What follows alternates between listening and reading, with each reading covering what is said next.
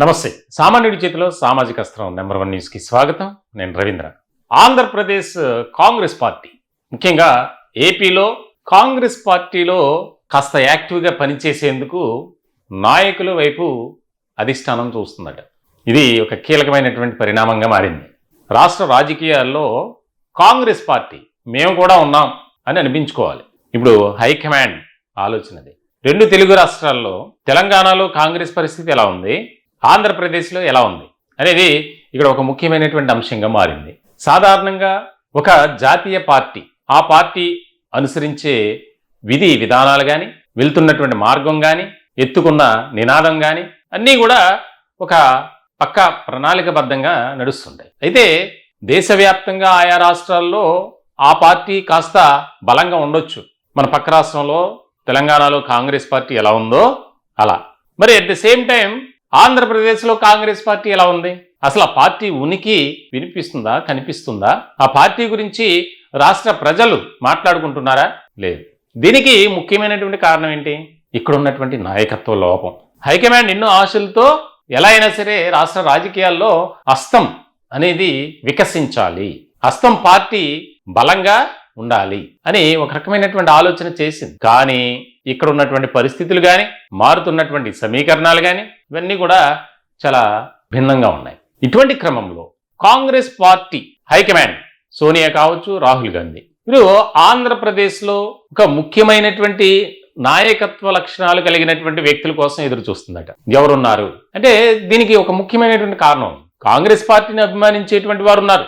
చాలా మంది ఏ పార్టీలోకి వెళ్లకుండా కాంగ్రెస్ పార్టీలోనే ఉన్నారు. కాకపోతే వారు యాక్టివ్గా లేరు. దీనికి కారణం ఏంటంటే ముఖ్యంగా రాజకీయ వర్గాల్లో వినిపిస్తుంది.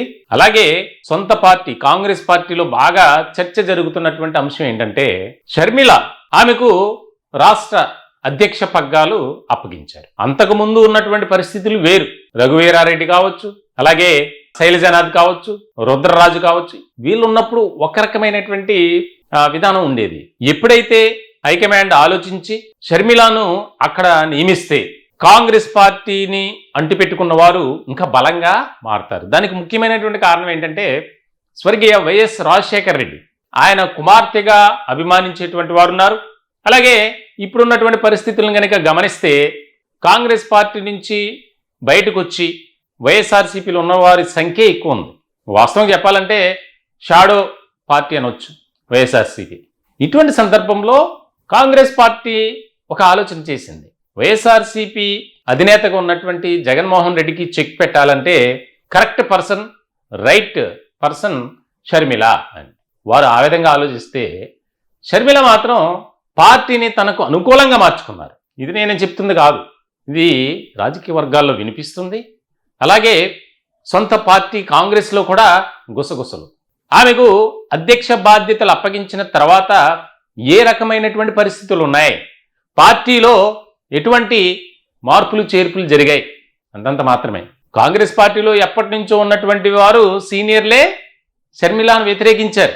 షర్మిల నాయకత్వాన్ని జీర్ణించుకోలేకపోతున్నారు.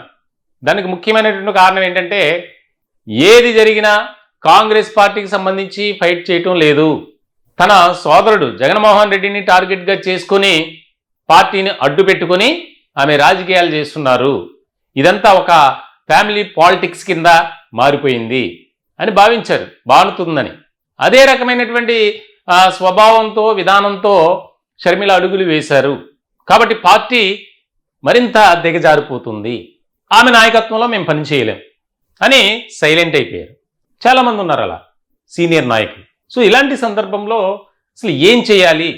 ఇప్పుడున్నటువంటి పరిస్థితుల్లో అసలు కనీసం కాంగ్రెస్ పార్టీ గురించి ఒక ఊసు లేదు, ఒక చర్చ లేదు. కూటమి తీసుకుంటున్నటువంటి నిర్ణయాలు కానీ, ప్రవేశపెట్టినటువంటి పథకాలకు సంబంధించి కానీ, చేస్తున్నటువంటి అభివృద్ధి కార్యక్రమాలకు సంబంధించి ప్రజల తరపున ఒక రకమైనటువంటి నిలదీయాలి. కానీ కాంగ్రెస్ పార్టీ అట్లా చేయట్లేదు, ఉన్నటువంటి అవకాశాలను వినియోగించుకోవట్లేదు అనేది ప్రధానమైనటువంటి అసంతృప్తితో హైకమాండ్ ఉంది. అలాగే కాంగ్రెస్ పార్టీలో క్యాడర్ కూడా ఏదో నెలకొకసారి ఏదో ఒక ప్రాంతంలో ప్రెస్ మీట్ పెట్టడం, అది కూడా ఆ ప్రెస్ మీట్లో కూడా తన సోదరుడు జగన్మోహన్ రెడ్డిని టార్గెట్ చేయటం, ఎక్కడా కూడా ప్రజల సమస్యల గురించి కానీ, ప్రభుత్వంపై ఒక రకమైనటువంటి ఒత్తిడి తీసుకురావటం కానీ చెయ్యట్లేదు. కాబట్టి మనం పార్టీని బలోపేతం చేయాలంటే ఖచ్చితంగా మార్పు అనేది అనివార్యం. దానికి సంబంధించి కొంతమంది సీనియర్ నాయకులతో చర్చించిన తర్వాత వారి నుంచి ఫీడ్బ్యాక్ కూడా తీసుకున్నారట. త్వరలోనే కాంగ్రెస్ చీఫ్ అధ్యక్షుల్ని మార్చే అవకాశాలు ఉన్నాయి. వచ్చేటువంటి స్థానిక సంస్థల ఎన్నికలు కానీ 2029కి మనం పుంజుకోవాలి. తెలంగాణలో ఏ రకమైనటువంటి రాజకీయ పరిస్థితులు ఒక్కసారిగా మారాయో అంత కాకపోయినా మనం కనీసం ఉండాలి. ప్రజల్లో కాంగ్రెస్ పార్టీ అనే చర్చ జరగాలి అనే విధంగా ఆలోచన చేస్తుందంట. దీనికి సంబంధించి ఒక రకమైనటువంటి వ్యూహంతో ఒక ప్రత్యేక వ్యూహకర్తను ఆంధ్రప్రదేశ్ కాంగ్రెస్ పార్టీ ద్వారా మరింత పార్టీని బలోపేతం చేయటానికి ప్లానింగ్ అనేది కూడా జరుగుతుంది.